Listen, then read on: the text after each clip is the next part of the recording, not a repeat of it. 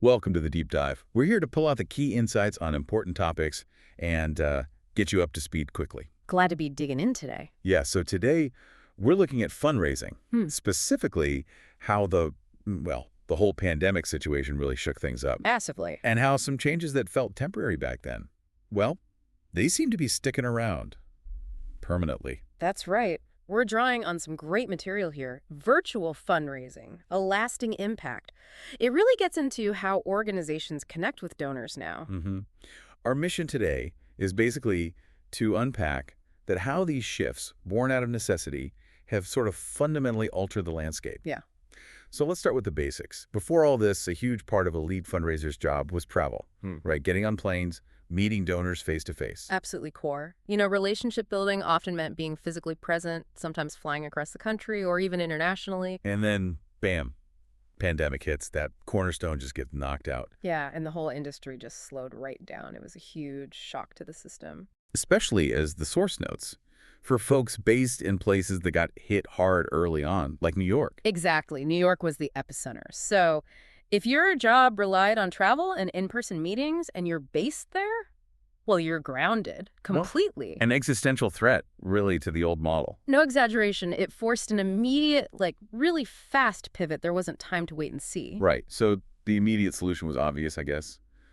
Virtual meetings. Arrangements were made pretty quickly to meet virtually with people you'd normally be booking flights to see. All driven by the immediate needs, getting resources to beneficiaries. Yes, the mission didn't stop, but that move to virtual, as the source emphasizes, it really changed the game. It wasn't just a temporary fix. Okay, so it changed the game. How? What made it more than just Zoom calls instead of coffee meetings? Well, it forced innovation. People got creative. We saw personalized video messages tailored to specific donors, virtual tours of facilities showing impact directly. Interesting. Yeah, and interactive online events that felt more engaging than just a standard webinar. Fundraisers had to learn new skills, digital storytelling, using tech effectively. So reaching people in new ways. Maybe even more people.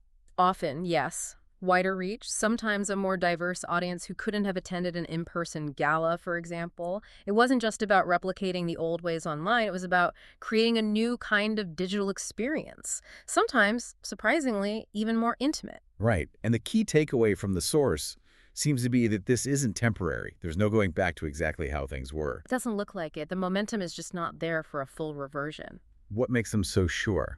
What's the evidence in virtual fundraising, a lasting impact that points to this being a permanent shift? Well, a few things. First, cost efficiency. It's undeniable. Think of all the savings on flights, hotels, big event venues. Yeah, that makes sense. That freed up budget can go directly into programs, which is a huge plus. Second, that expanded reach we mentioned. It's real. Geography isn't the barrier it once was. So potentially more donors from more places. Exactly. It sort of democratizes philanthropy access, especially for smaller nonprofits, maybe. And third, and this is interesting, some actually reported deeper engagement. Deeper, how so? Well, maybe fewer big in-person meetings, but the virtual tools allow for more frequent, shorter check-ins, keeping the connection warm, maintaining momentum throughout the year.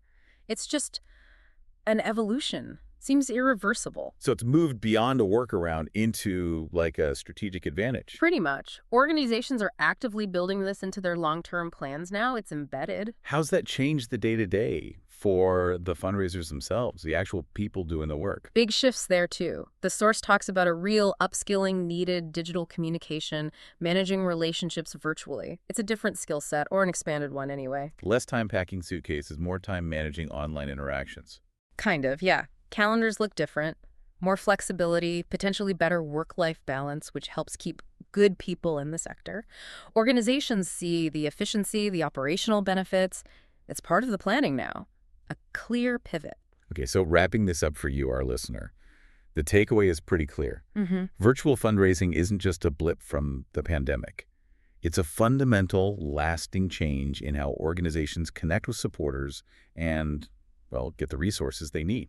It's a new paradigm. More efficient in many ways, definitely more expansive. Yeah. And that leads to a final thought, something for you to maybe mull over. Think about other areas, other industries, maybe even just parts of your own daily life. Okay. Where else did we see these kinds of temporary solutions pop up during those, exceptional circumstances? And which of those might also be quietly reshaping our future, having a lasting impact we didn't initially anticipate.